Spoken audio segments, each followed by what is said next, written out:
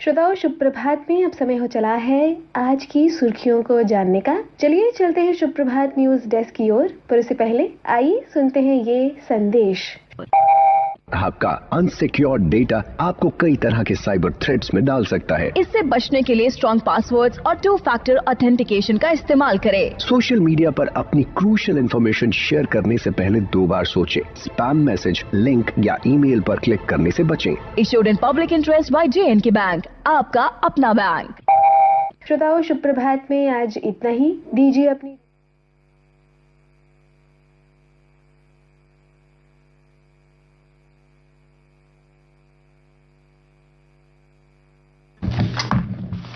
धन्यवाद सोनाक्षी। समाचार पत्रों की सुर्खियों के साथ आज मैं हूं न्यूज डेस्क पर रेडियो सखी माधवी। आज कल होली की छुट्टी के कारण बहुत सारे न्यूज़पेपर्स आज जो मुख्य समाचार पत्र हैं वो नहीं प्रकाशित हुए हैं। ई समाचार पत्रों के माध्यम से कुछ खबरें हम आपके लिए जुटा पाए हैं और जिनको लेकर मेरे साथ आज न्यूज डेस्क पर हाजिर हुए हैं योगेश्वर। तो पहले मुख्य समाचारों के साथ, चुनाव में पाकिस्तान के खलल डालने की आशंका, सीमा पर बढ़ाई निगरानी। चुनाव में माहौल खराब ना हो इसलिए बॉर्डर जिलों में ड्रोन से निगरानी होगी। दूसरी तरफ बर्फबारी थमने के साथ ही पाकिस्तान की ओर से अभी से घुसपैठ की कोशिशें शुरू कर दी गई हैं। आतंकियों को भेजने के साथ ड्रोन से हथियार और नशीले पदार्थ भी भारतीय सीमा में फेंके जा रहे हैं। ये गतिविधियां फिलहाल राजौरी, पुंछ में शुरू की गई हैं। चुनाव को लेकर सोशल मीडिया पर पैनी नजर रख रहे 100 साइबर कमांडो। उत्तराखंड के सभी 13 जिलों में साइबर टीम कर रही निगरानी। हजारों संदिग्ध मैसेज को नष्ट कराया जा चुका। सैकड़ों खातों की हो चुकी जांच। 495 साल बाद रामलला ने खेला भव्य महल में रंगोत्सव। अयोध्या में प्रभु राम को अबीर गुलाल अर्पित किया गया।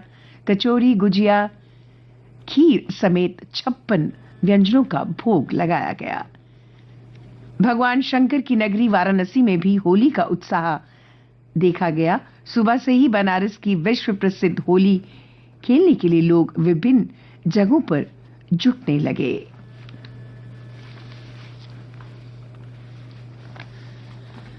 भारत ने अंतर संसदीय संघ IPU में पाकिस्तान पर निशाना साधते हुए कहा कि लोकतंत्र के खराब ट्रैक रिकॉर्ड वाले देश का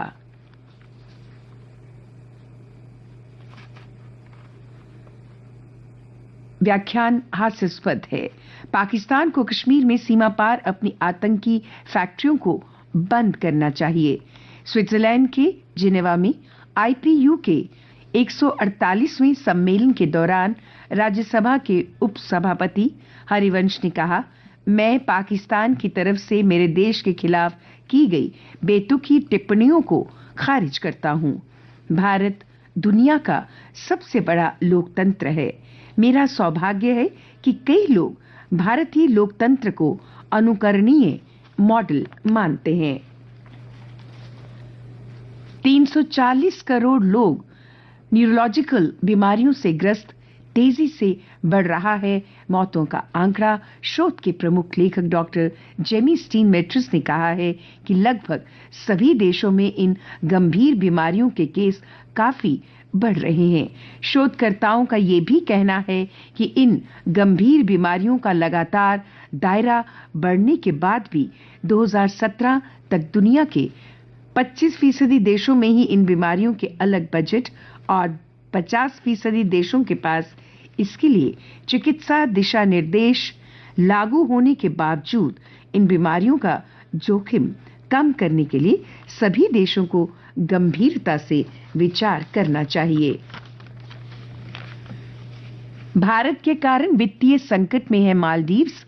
मालदीव्स के पूर्व राष्ट्रपति इब्राहिम मोहम्मद सोलिह ने कहा कि उनका देश भारत के कारण वित्तीय संकट में नहीं है। सोलिह ने कहा, देश पर चीन का 18 अरब MVR का कर्ज है, जबकि भारत का कर्ज सिर्फ 8 अरब MVR है और वो भी देश को 25 साल में चुकाना है। हरियाणा का ऐसा गांव जहां 300 वर्ष से नहीं मनाया जा रहा होली का पर्व, दूसरेपुर गांव में बाबा स्नेही राम ने होली के दिन ली थी समाधि। इस पर क्रोधित बाबा स्नेही राम ने होली के दिन समाधि ले अपने प्राण त्याग दिए थे। और अब अन्य समाचारों बाद खेल तथा मौसम की जानकारी के साथ मेरे सहयोगी योगेश्वर। धन्यवाद माधवी। सेना ने निवेशकों को दिया 11% रिटर्न, चांदी में भी कमाई। विदेश मंत्री एस जयशंकर सिंगापुर के प्रधानमंत्री ली सिन यूंग से मिले। द्विपक्षीय संबंधों को और करेंगे मजबूत। हिंद प्रशांत और पश्चिम एशिया के हालात पर चर्चा। क्षेत्रीय और वैश्विक मुद्दों पर भी बढ़ेगा सहयोग। इजराइल ने लेबनान में हिजबुल्लाह के गढ़ पर किया हवाई हमला। खेल समाचार। रॉयल चैलेंजर बेंगलोर ने दर्ज की पहली जीत। डुप्लेसी की टीम ने पंजाब किंग्स को 4 विकेट से हराया। आज का मुकाबला चेन्नई सुपर किंग्स और कोलकाता नाइट राइडर्स के बीच खेला जाएगा। खेलो इंडिया महिला वुशु चैंपियनशिप में खेलेंगी 550 बेटियां। ये चैंपियनशिप आज से जम्मू के भगवती नगर स्टेडियम में खेली जाएगी। टेबल टेनिस खिलाड़ी श्रीजा अकुला ने WTT फीडर बेरूत में महिला एकल का खिताब जीता। सुनील चेत्री के 150वें मैच में जीत दर्ज करना चाहेगा भारत। अफगानिस्तान के खिलाफ विश्व कप क्वालिफायर के मुकाबले में होगी भिड़ंत। मौसम विज्ञान केंद्र के अनुसार आज आसमान में हल्के बादल छाए रहेंगे। कल अधिकतम तापमान 30 डिग्री और न्यूनतम तापमान 21 डिग्री रिकॉर्ड किया गया। आज सूर्यास्त 6:35 पर तथा कल सूर्योदय 6:40 पर होगा।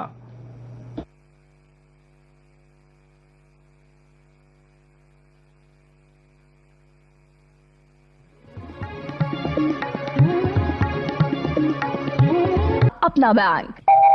श्रोताओं, शुभ प्रभात में आज इतना ही।